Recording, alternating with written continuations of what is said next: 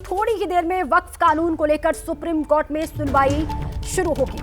असदुद्दीन ओवैसी समेत दूसरे याचिकाकर्ता कोर्ट पहुंचे और थोड़ी ही देर के बाद नए वक्फ कानून को लेकर सुनवाई होगी। कांग्रेस सांसद मोहम्मद जावेद भी सुप्रीम कोर्ट में ही मौजूद हैं, वो पहुंच चुके हैं और कुछ ही देर में कहा जा रहा है सुप्रीम कोर्ट में नए वक्फ कानून को लेकर सुनवाई शुरू होगी। अब इंतजार है कि सुप्रीम कोर्ट की तरफ से क्या कहा जाता है। ये बड़ी जानकारी, थोड़ी देर में वक्फ कानून को लेकर सुप्रीम कोर्ट में सुनवाई होगी। असदुद्दीन ओवैसी समेत दूसरे याचिकाकर्ता कोर्ट पहुंच चुके हैं। निपुण सहगल हमारे साथी इसी पर और जानकारियों के साथ जुड़ चुके हैं।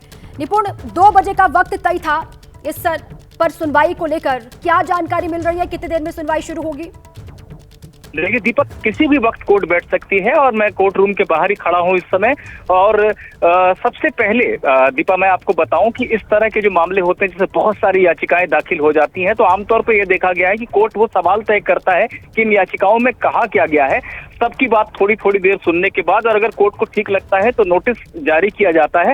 हालांकि ये सब प्रेडिक्ट कर पाना या पूर्वानुमान लगा पाना कि कोर्ट में बिल्कुल अभी क्या होने जा रहा है, ये तो गलत होगा, लेकिन हो सकता है कि ये सुनवाई अभी कुछ देर चले अभी शुरू होने के बाद।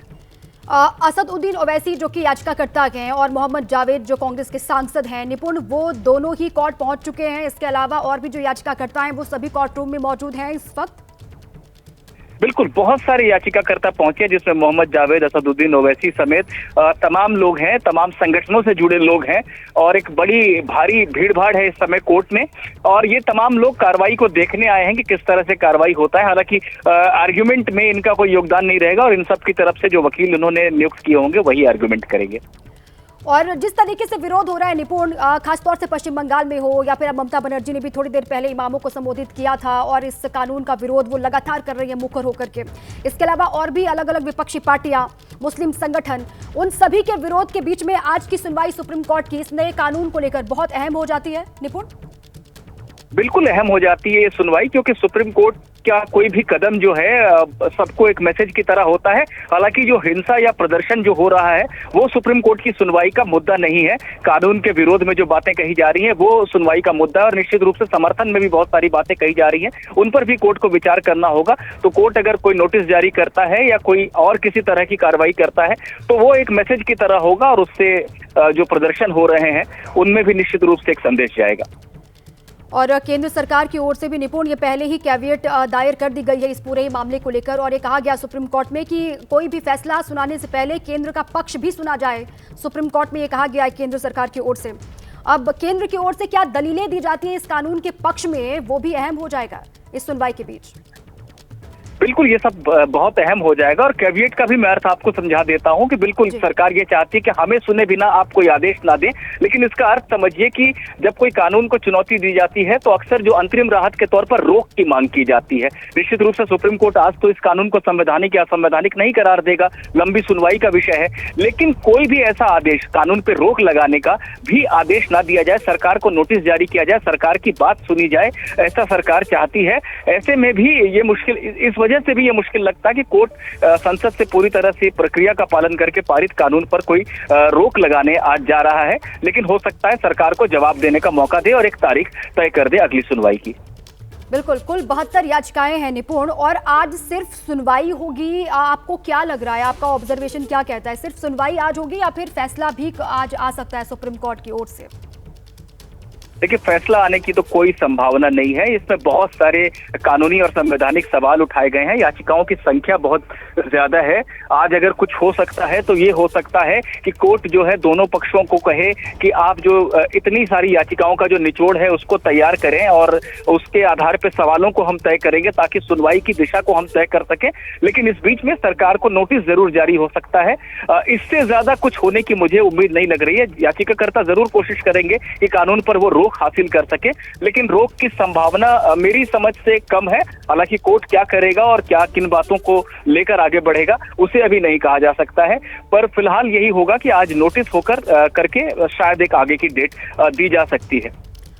बिल्कुल ठीक है, जरा बहस होगी, दलीलें पेश की जाएंगी याचिकाकर्ताओं की ओर से भी और देखना यह होगा कि कोर्ट की तरफ से क्या कहा जाता है। पूरे देश की निगाहें लगातार बनी हुई है। निपुण सहगल ये जानकारी देते हुए कि कुछ ही देर के बाद इस पूरे के मामले को लेकर सुनवाई शुरू भी होगी और थोड़ी देर में वक्फ कानून को लेकर सुप्रीम कोर्ट में जो है वो बारी बारी से जो याचिकाकर्ता हैं उनकी सुनवाई शुरू होगी उनकी याचिकाओं पर, और उसके बाद जो है ये कहा जा रहा है कि फैसला आने की संभावना तो आज ना के बराबर है, लेकिन जो याचिकाकर्ताओं ने अपनी अपनी याचिकाएं दाखिल की हैं उन सभी पर बारी बारी से सुप्रीम कोर्ट में सुनवाई शुरू होगी। निपुण मेरे साथ लगातार बने हुए हैं। निपुण, कितना वक्त लगेगा पूरी ही सुनवाई को, क्योंकि 72 कुल याचिकाएं हैं और सारी की सारी आज ही सुन ली जाएंगी, इसकी कितनी संभावना है सारी 72 याचिकाएं?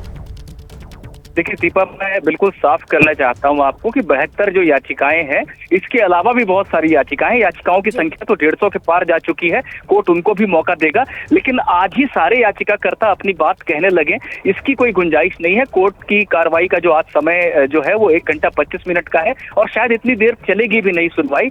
कोर्ट मुख्य सवाल देखता है, क्योंकि तमाम याचिकाएं आइडेंटिकल होती हैं, एक ही जैसी याचिकाएं होती हैं, तो कोर्ट ये तय कर देता है कि दोनों तरफ से नोडल वकील कौन होंगे जो सवालों को तय करेंगे और आर्गुमेंट भी कौन कौन करेंगे, उनका समय बाद में तय किया जाता है।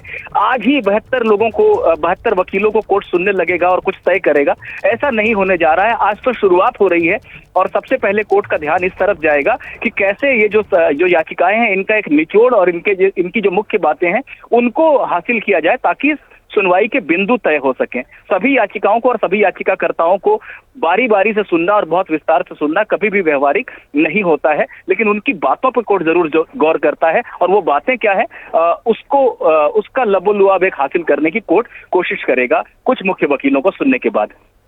बिल्कुल ठीक है। और मुख्य मांगे क्या है निपुण, जो याचिकाकर्ताओं की ओर से इस बिल के खिलाफ लगाई गई है याचिका, उसमें जो मुख्य बातें हैं, मुख्य मांगे क्या हैं याचिकाकर्ताओं की ओर से? देखिए, याचिका में मुख्य रूप से वही बातें कही गई हैं जो आप यूं भी जो प्रतिक्रियाओं में सुन रहे होंगे कि ये कानून मुसलमानों से भेदभाव करने वाला है और वो अपनी संपत्ति को कैसे मैनेज करते हैं, या जो रिलीजियस जो ट्रस्ट है, धार्मिक ट्रस्ट है वह उसको कैसे मैनेज करते हैं, उसमें सरकार का दखल बढ़ रहा है। ये तमाम बातें नहीं होनी चाहिए। दूसरे धर्मों के जो ट्रस्ट होते हैं वो स्वायत्तता से काम करते हैं, लेकिन यहाँ पर सरकार का दखल बढ़ाया जा रहा है। ऐसी तमाम बातें कही जा रही हैं और इस कानून के पक्ष में जो आवेदन दाखिल हुए हैं उनमें ये कहना है कि नई व्यवस्था पारदर्शी है, न्याय संगत है। इसमें वक्फ बोर्ड ही नहीं, जो आम लोग हैं जिनकी जमीनों पर वक्फ बोर्ड दावा कर देता था, उनके लिए भी एक मौका दिया गया है कि वो अपनी बात को रख सकें और कोर्ट में आगे लड़ाई लड़ सकें अपनी। और कई राज्यों की ओर से भी इस बिल के समर्थन में निपुण ये कहा जा रहा है कि याचिकाएं दाखिल की गई हैं। वो कौन कौन से राज्य हैं और उनकी ओर से क्या कहा गया है, वो भी जरा विस्तार से आप जानकारी साझा करें निपुण। देखिए, 7 राज्य हैं, महाराष्ट्र, मध्य प्रदेश, हरियाणा, राजस्थान, उत्तराखंड, असम और छत्तीसगढ़। इन सभी राज्यों ने ये कहा है कि जो नया कानून है वो बिल्कुल व्यवहारिक है और बहुत तरह की दिक्कतें आती थी सरकारों को भी वक्फ से जुड़े मामलों को देखने में। सरकारी जमीनों पर भी दावा कर दिया जाता था और वक्फ बोर्ड के पास बहुत असीमित शक्तियां थी जो एक बैलेंस्ड नहीं थी।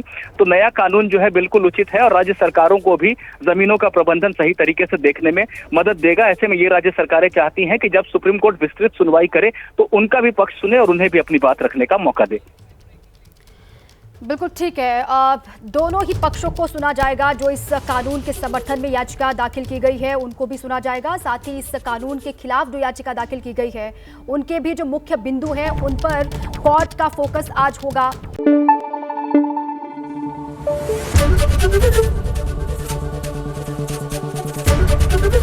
एबीपी न्यूज आपको रखे आगे।